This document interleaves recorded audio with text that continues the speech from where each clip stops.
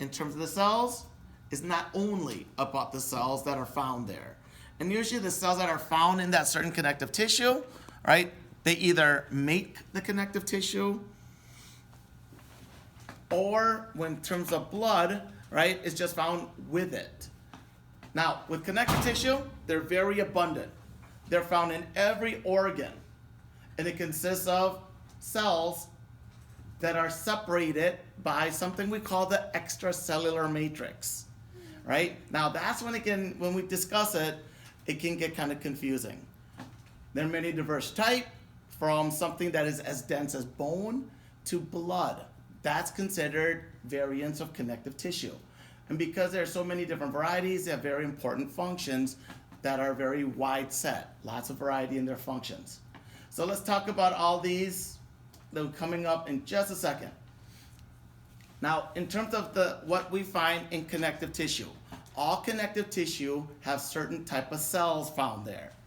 These are specialized cells that produce the matrix material, right? The matrix material is a combination of fibers and something we call ground substance that I'll explain in a little bit more detail, right? Now, the cells that make it usually have the end words either blast, cytes, or clast, right? Blast cells build something. So we're going to see. We're going to, in a second, talk about chondroblasts. Chondro means cartilage. So the combination of chondro and blast means these are cartilage building cells. We're going to also hear of osteoblasts, right? Osteo means bone. Blast means build. So when they're together, these are the bone building cells that we see in bone tissue. Once you have made the bone and cartilage, there's only so much you can make before you become completely circled by your matrix. At that point, you have changed names. And instead of being an osteoblast, you're going to turn into an osteocyte. In cartilage, as soon as you kind of form the cartilage and you build around yourself, all right, eventually there's so much cartilage around you that you can't move and you can't make more matrix. At that point, you turn into a chondrocyte. So the difference between chondrocytes and chondroblasts, there's still materials around. You can still build either bone or cartilage material. Once you completely encased, because you've already started making that cartilage and bone tissue, now you're surrounded by the material you have made. Then we switch name to chondrocytes and osteocytes. Now, osteoclasts break down, right? So clasts break down so then we can remodel, example, bone. You guys know bone is continuously being broken down and remade. It takes about 6 months for us to completely remake our distal femur. So even a bone as big and solid as your femur, we're always breaking it down and remaking it. So then it'd be much stronger and much stronger. So if you don't have a good diet, right, what happens is, you're always reforming bone. So if you stop taking calcium, if you stop taking vitamin D, what happens is you're not going to make as much bone material. It's not going to be as strong as it should be. All right, what other cells do we find in connective tissue? Depending on which connective tissue, we'll see fat cells, white blood cells, right? Things like that. Now, obviously, none of this highlighted because I just keep in mind that the vast majority of cells we're going to look at are cells that actually produces the actual connective tissue matrix. Now, depending on where we are, you'll see a lot of adipose cells. Mast cells are a type of white blood cells, right? If you have any kind of allergies, these are the cells that causes our allergies. They release, right, combination of histamine in certain areas. So if you did release it in your nose, now you have a runny nose, right? Things like that. White blood cells, macrophages, all of these are categories of white blood cells, and they'll also be found in your connective tissue, hopefully helping us protect from infections. All right, what is this extracellular matrix? Now, I want you to think of these connective tissue. I know it's going to be weird. I want you to think of these connective tissue as different kind of pies, right? Pie. What is he talking about? Pie, right? Why? You have apple pie, right?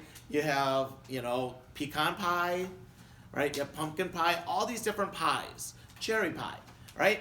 Now, if you look at like something as dense as like a sweet potato pie or a pecan pie, well, the filling is different than what you imagine with apple pie, right? The extracellular matrix is the combination of the filling, right? So the extracellular matrix contains either collagen, reticular, or elastic fibers. That's like if you make apple pie, it's your apples, right? Apples are like the collagen that we see in the connective tissue, right? Now, what happens if you make an apple pie and all you did was put apple slices there, and that's all you have? It's gonna be a pretty sad apple pie, right? You need to put some apple pie filling in there, right? To kind of connect everything in place. That's what we call our ground substance. So the ground substance is like that filling that we put in pie, and different type of pies have different type of filling. So when you're making cherry pie, you need that cherry pie filling. Pumpkin pie, right? You need a different type of filling. Same thing with connective tissue.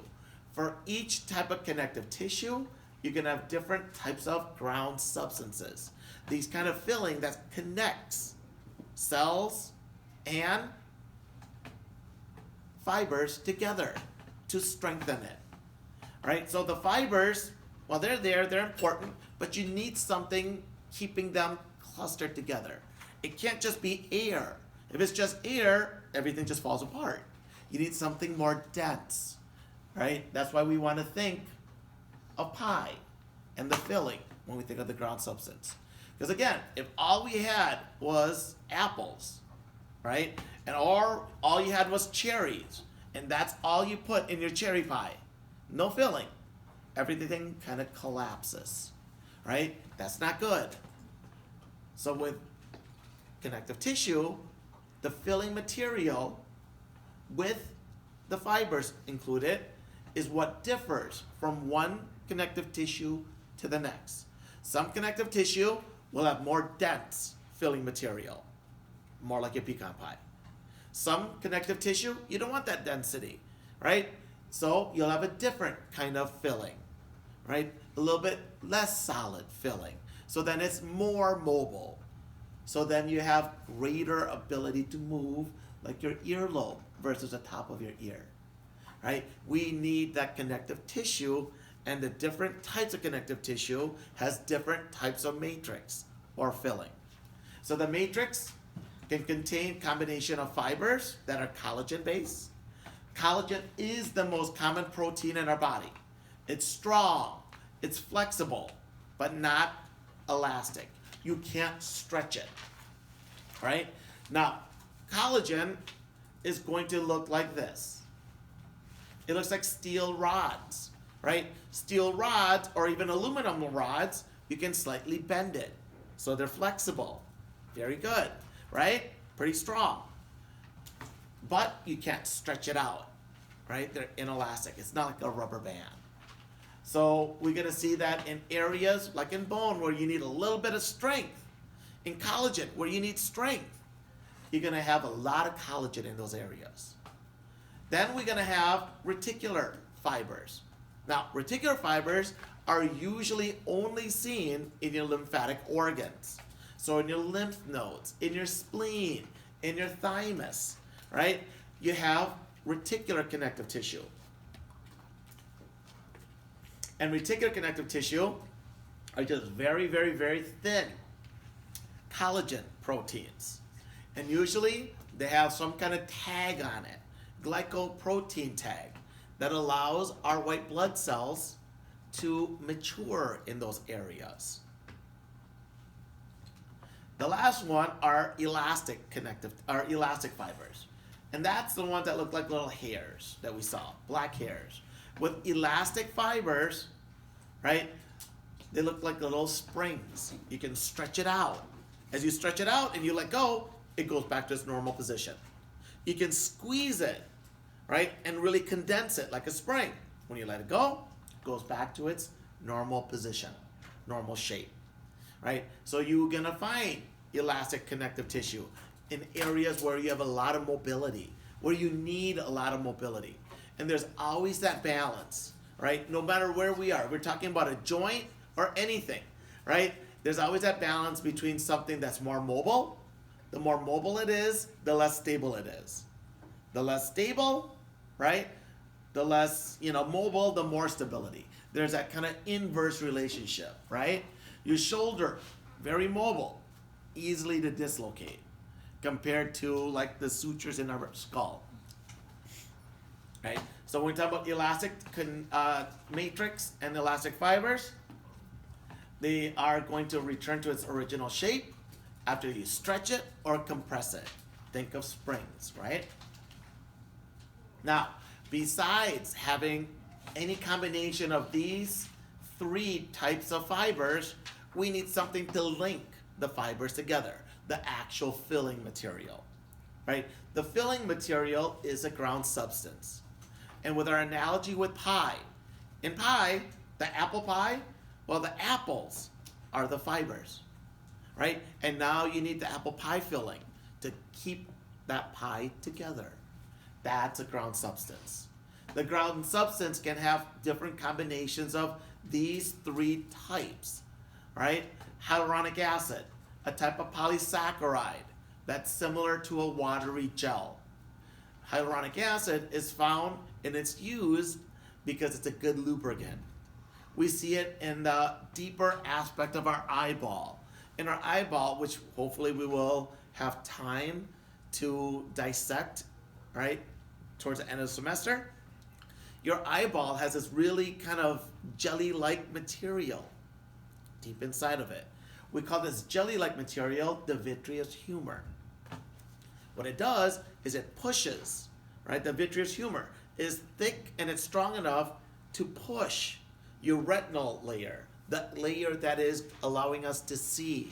It's got the cells that activate when there's light, right? It pushes that very important layer to layer deep to it where your blood vessels are, right? If you detach the retina layer moves away from the blood vessel and it will start to die. And you will then have permanent blindness as a result. That's why when you hear of detached retina, it's almost always an emergency, right? The reason why the vitreous humor is important is it pushes the retinal layer into the blood vessels. Now we also see hyaluronic acid in the synovial fluid of our joints, elbow, right, wrist, finger joints, shoulder, hip, knee, ankle joints. Those are all what we call synovial joints. Those are joints that are freely movable. They're also the joint that if you get a lot of trauma there, it can get very inflamed, right? It gets inflamed because synovial fluid can leak out of it, that joint, if there's damage in the joint. So the synovial fluid allows you to act like an oil, so then the bones, when it moves, doesn't rub together, right? It oils that area up, so then there's no friction and no pain with movement. Now, if you want something thicker than this gel, right? Think of you want something a little bit stronger, right? Less mobile. Then we're gonna add proteoglycans to it. Proteoglycans, combination of proteins and polysaccharides, right? Sugars. The protein part actually attaches to the hyaluronic acid and traps large amounts of water.